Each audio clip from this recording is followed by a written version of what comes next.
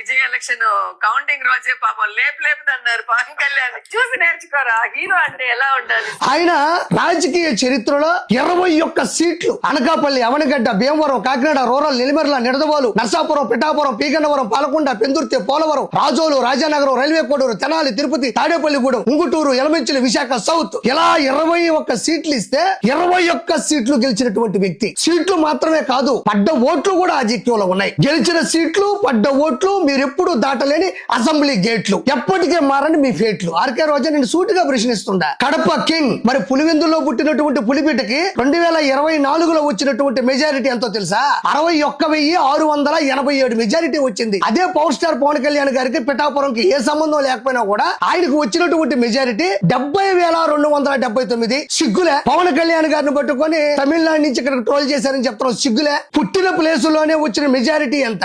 సంబంధం లేనటువంటి పిఠాపురంలో పవర్ స్టార్ పవన్ కళ్యాణ్ గారికి వచ్చినటువంటి మెజారిటీ ఎంత? అక్కడ కదా మనం చచ్చిపోవాలా? ఇంకెందుకు మీకు రాజకీయాలు?